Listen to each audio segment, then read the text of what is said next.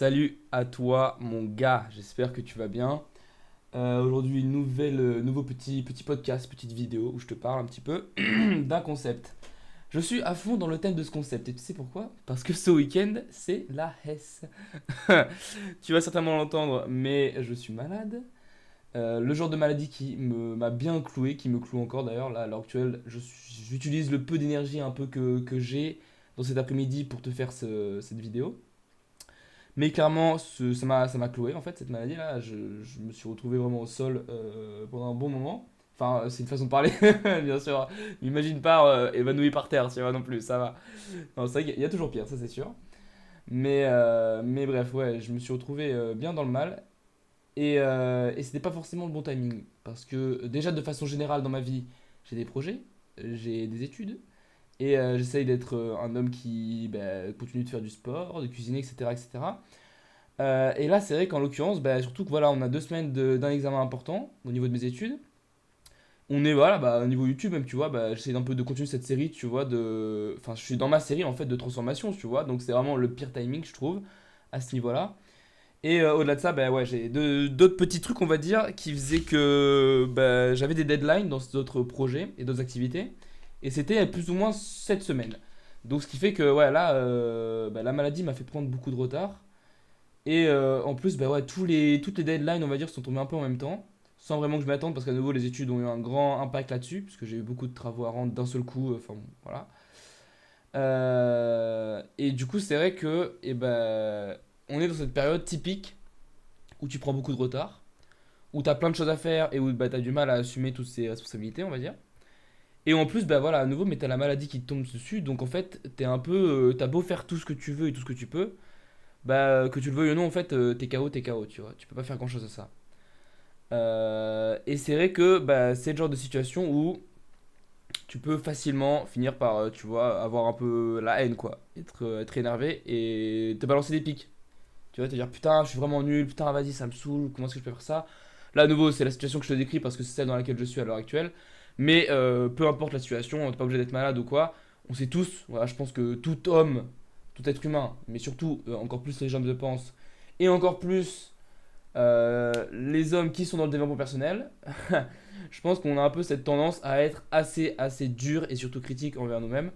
Et c'est vrai qu'il y a ce truc où, ouais, voilà, si on peut se balancer une pique, tu vois, souvent ça va être le cas et ça va être fait de manière assez automatique. Et là vient le sujet du jour, qui est que selon moi, c'est primordial d'être son meilleur ami. D'être son propre meilleur ami. Ce que j'entends par là, c'est vraiment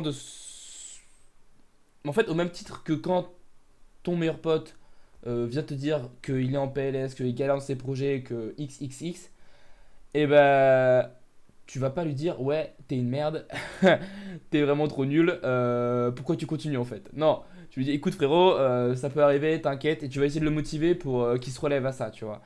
Alors bien évidemment, voilà, faut prendre le cas par cas, hein, il y a des gens qui font vraiment n'importe quoi, et là faut pas hésiter en tant que meilleur pote à lui mettre une claque. Mais de façon générale, quand c'est des petits trucs, bon, ça peut tous nous arriver d'avoir des petites baisses de motivation. Et en tant que meilleur ami, on est souvent là pour aider la personne à se relever en fait. Et c'est dans ça en fait, tu vois, où à mes yeux c'est très essentiel d'être son meilleur ami. Et de lieu de se critiquer dans ces moments qui sont durs, et de s'encourager, tu vois.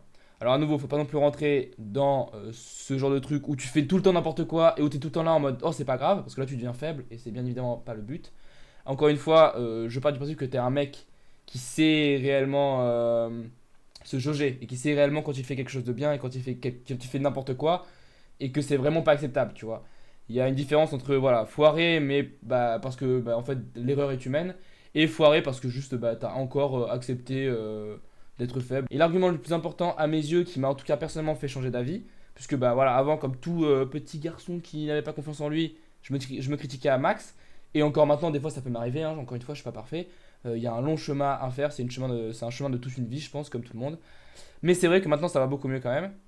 Et c'est grâce à, entre guillemets, cette idée, cet argument, qui est que, en fait, j'ai compris à mes yeux que se critiquer, surtout dans le développement personnel, on a tendance un peu à voir ça comme ah, on est fort, tu vois. Ah ouais, c'est le chemin difficile, tu vois. On est là, on a galéré, mais vas-y, moi je suis pas là à être gentil ou quoi. Non, j'ai pas de peine, tu vois, à me critiquer et à dire les termes.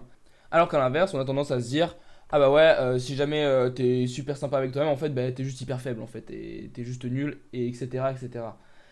Donc en fait, bah non, moi au contraire, je le vois à l'inverse, en fait, maintenant.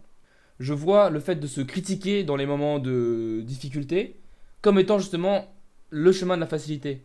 Parce qu'en fait, à nouveau, bah ouais, quand t'as pas forcément giga confiance en toi, ou même tout simplement quand, voilà, quand t'es dur avec toi-même, bah ouais, en fait, quand tu fais un peu une erreur, un pas de travers, et ben en fait, ouais, c'est assez facile de simplement se critiquer et de se dire qu'on est nul et que, etc., etc. Alors qu'à l'inverse, quand t'as quand t'as fait n'importe quoi, mais qu'à nouveau, c'est pas forcément par faiblesse, mais c'est juste parce que bah voilà, t'as fait une erreur et que ça peut arriver. Quand t'as fait n'importe quoi et que dans ce n'importe quoi, t'arrives à avoir la force de te serrer la main et de te dire, allez, tu sais quoi, j'ai galéré, j'ai fait n'importe quoi. Vas-y, bah viens, on se relève de ça et on va essayer d'aller encore plus loin. Viens, j'essaie de comprendre pourquoi est-ce que j'ai fait n'importe quoi. Viens, je suis pas juste là à me dire, bon, j'ai fait n'importe quoi, c'est pas grave. Non, on essaie vraiment de comprendre quelle a été l'erreur faite. Qu'est-ce que je dois comprendre pour ne pas que ça se reproduise en gros. Et donc voilà, cette idée de me dire que ben, réussir à, face à un échec, ne pas se critiquer et au contraire, même carrément, tu vois, se serrer la main et tu vois, se relever, quoi, entre guillemets, s'auto-relever, et ben, je trouve ça beaucoup plus vertueux, beaucoup plus balèze que de simplement, bah, à la première occasion, tu vois, balancer une petite pique. Qui en plus, bah, c'est souvent des piques qui vont pas te faire avancer, tu vois. C'est juste de la critique pour de la critique qui vont pas t'aider au niveau de ta confiance en toi. Et ouais, je trouve ça. Enfin, vraiment, depuis que je vois ça comme quelque chose qui n'a plus de valeur, et bah automatiquement, en fait, du coup, bah, je le fais beaucoup, beaucoup moins. Bref, voilà. Pas la peine de faire une vidéo de 45 minutes. Je pense que tu as compris l'idée, grosso modo, que je voulais te transmettre là-dedans. Passe une bonne journée, mon gars. Ciao.